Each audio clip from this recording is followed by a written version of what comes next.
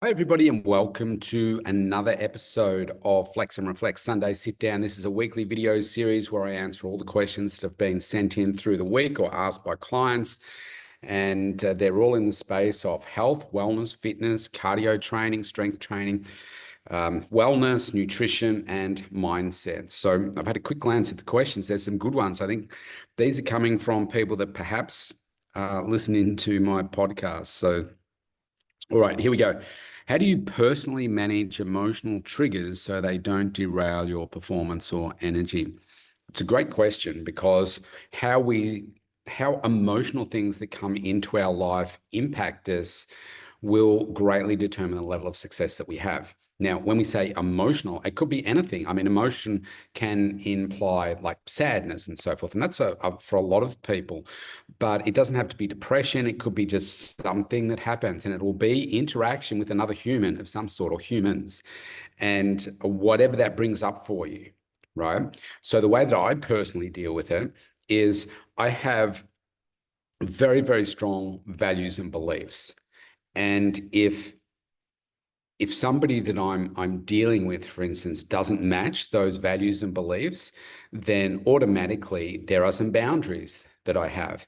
And that means that I won't attach a certain emotion to any conversations or outcomes that come from that, because that person's living at a different level of values and beliefs to me. So I'm not going to get emotionally attached to what it is that's going on there. And so I think for me, it's about coming up with boundaries, right? Where is that boundary? When are you going to step over that boundary? And when do you say you come up to that boundary and say, I'm not stepping over that boundary, right? I'm coming to here, but that's it. That's as far as I'm going to meet you. And that's therefore as far as I'm going to allow this to weigh on me. And in many cases, it's like, okay, this thing's coming towards you. It's like a tennis ball. It's like whack, just whack that away like that. And sometimes the tennis ball might hit you in the face. It's like, man, what happened there? And then you've got to have a check in to say, okay, did I allow that to cross over the boundary? And why did I do that? And look, personally, I find it's a constant evolution of your own personal growth to understand where you are, where you want to be, and are you on the right growth trajectory? Because there will always be people that come along and try and test those boundaries with you. Now, because of me with my global media presence, and it's getting more and more every single week, I have to be really careful about how I personally manage those boundaries, because there are always people that want a piece of me for something. But it's going to be a piece of me or my story or Liv's legacy, or just me because of my services or however they perceive what I can give them, and how I can impact their life. And often there's no consideration for, okay, well, what value are you bringing to me? Is this, sorry, my contact lenses move. Sorry if this puts you off a little bit, but it's really uncomfortable for me. Um, there we go, we're back. And it's really about me trying to assess, okay, where am I at with that? Am I prepared to do that? So for instance, this morning, hi Milo. That's my daughter's dog. This morning, I've got an invite sitting in my inbox for the largest newspaper in Japan that wants to do a story with me and about Liv's legacy, and they've sent me some dates to do it in the next few days. Now, I have to consider, okay, what I go through a process of, okay, is this reputable? Is it something that is going to be supportive of Liv's story? Has the journalist been respective or respecting? Respectful is the word I'm looking for, of Liv's situation, like what's going on there. So you can come with me for a walk while I let out the pets. And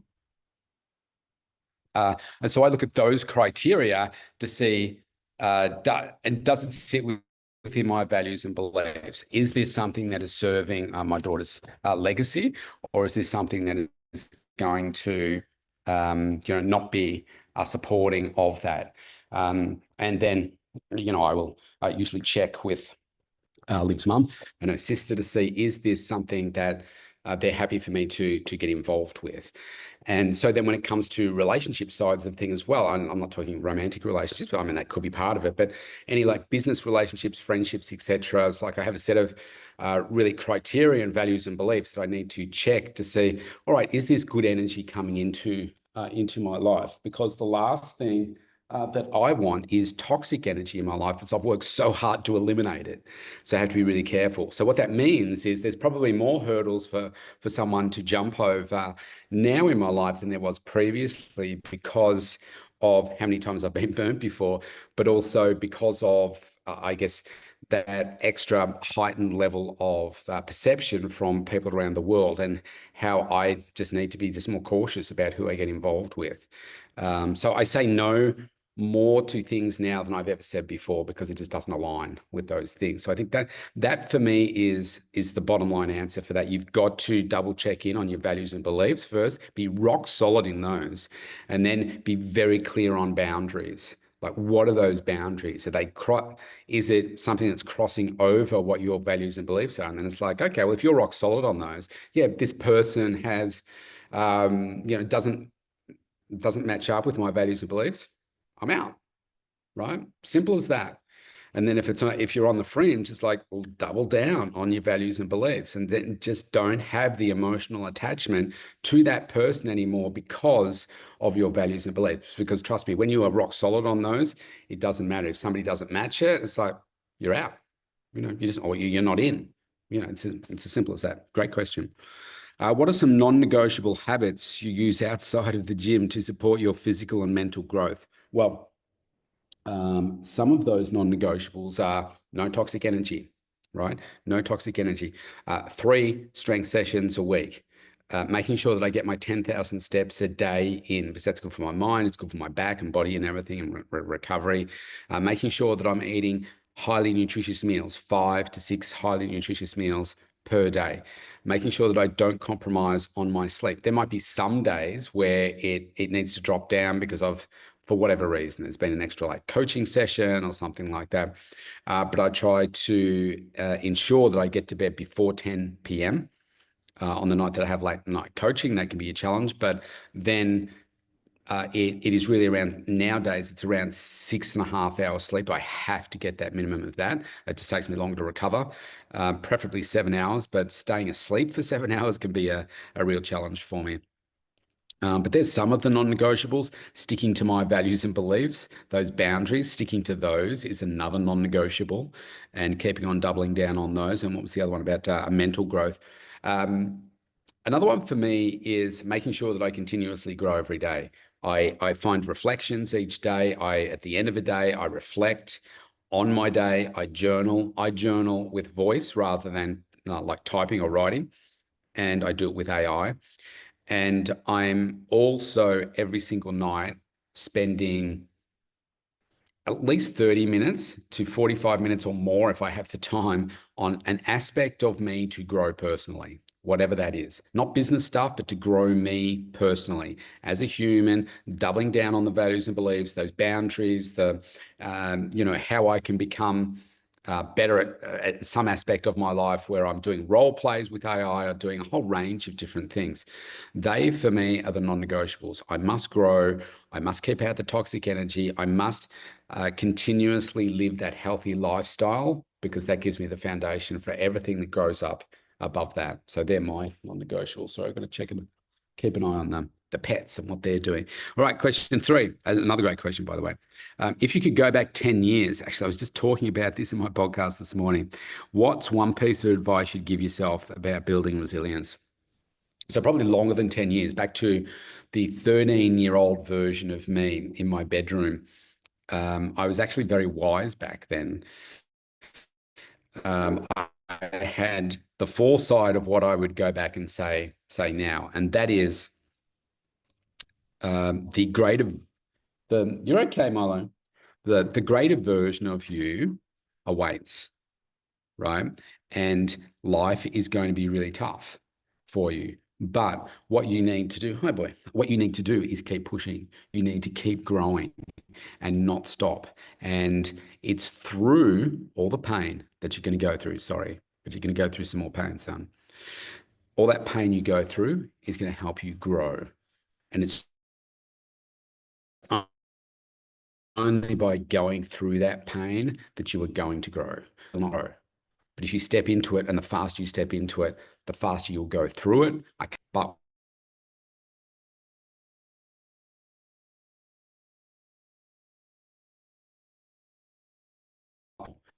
you can, because I'm only going to give you what you can handle. And it may require you to step up. And in most instances, you're going to have to step up to a level that you didn't want to. But by the time you get to the end of it, you're going to look back and say, man, I've grown so much through that experience. Give me the next challenge.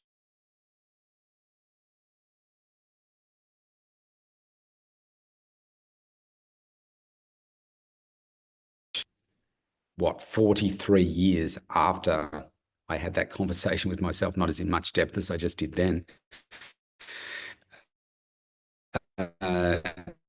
to do things now that I could never comprehend ever. Like if you said, hey, give me a dream board of things that I wanted to achieve, I wouldn't have been able to think as big as this, because I'm like, well,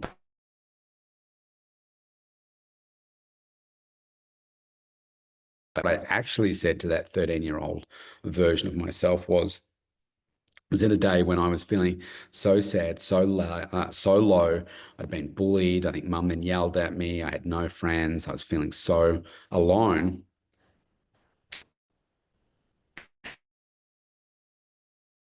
I remember saying to myself, don't know how, I don't know when, but I just know that it's not always going to be like this. So that's what I actually said to myself. So I was a very wise little boy. Good on me for back then. If only I knew what I knew now to reinforce that back then, I'd be probably way more successful. All right, last question. How do you decide when it's time to pivot or reinvent parts of your business or personal life? Uh, Another great question. I think when you're sick and tired of being complacent with where you are, is the short answer to that. Where I've achieved the most growth in my lifetime is where I've said, you know, I've just had enough of this. I hate the excuses that I've been making up for myself. I hate mediocrity, and in other words, just staying where I am, because you'll stay like this for a period of time, but you'll never accidentally go up. You will only go down. You'll stay there for a period of time until you go down. That's the reality of it. And so in order to change it to go up and grow, that requires a lot of purposeful action. And when I look at what I've done in my life, it's all again come through pain. There's been a pain point that's been so great that I said, nah, no more. If I think about when I first started the gym 37 years ago this year, that came out of somebody threatening to kill me and me being so sick and tired of being bullied and feeling like I was powerless and didn't have the self-confidence to stand up with myself, for myself, that I decided to go and join a gym. Now, I had no idea that it would change my life in the way that it has, but that, like, my life changed forever because of that moment. And so I'm grateful for the bully and the moment. The things in business, like changing career to change my life into running my own business, came from, I guess, a pain point of I'm sick and tired of just going to work every day, enjoying what I was doing, but not loving it. It's like I got sick and tired of not loving and absolutely thriving in what it was that I did. I was good at what I did, but I wasn't great at it. I didn't think. Maybe other people would, but I'm like, I want to be better. I want to be the best version of myself, and it's not going to come out in these roles. So that's why I decided to make that change. It came out of the pain point. All the major decisions in my life have come out of pain, like just being sick and tired of being in that pain point. So how do you do that? Well, I think actually, it's not all pain. I guess I think what triggered me to move was the pain. I think another aspect that I then attach to it is how great it will be when you see You always think the grass is green on the other side, but often you find that it's just fake grass on the other side that's green. And it's not until you're standing on the fake grass that you realize, oh, okay, it's like this. I need to take a whole bunch more action to do it. And wow, look at all the benefits that I'm getting from this. Me personally, I've moved more from pain than I have being attracted to more the happier side of things. I've just realized that I never want to be at the end of my life to say, oh, if only I had done this. Or what if I had done that? I take the action so that I can get the outcome and then just be amazed at how great the outcome is on the other side. So, wow, this is great. I didn't think it'd be this great, but it's really great. But also the process of getting there is like, man, I didn't think it'd be this hard. I didn't think it'd be this much pain. But I've also grown so much through that process. So that's what I would say. Use pain as your friend and use what you see as the greatness on the other side as being fantastic as well. It will probably be greater at some point once you get to the other side, but you've got to go through a hell of a lot of pain to get there. Don't let that put you off. Because remember, if you think about any great person that's done any great thing in their life, you really dig down and you sat down with them to get them to detail every single thing that they did, you'll have a perception of, wow, how easy it is for, X person of success to achieve what it is that they achieve. But you go back through and talk to them about the pain, the sacrifice, the loss and all of that kind of thing that they've had to go through to get to this point. It's a lot, but you're worth it. Now, if you want to connect with me, you go to studiospt.com.au. You can opt in for a free consultation anywhere in the world. You can send in questions to me. I'm on all social media platforms, and I'd love to keep adding value to you and help you change your life forever. Have a great week wherever you are. It starts today, Sunday, setting yourself up for success. Let's go. I'll see you next week. Bye-bye.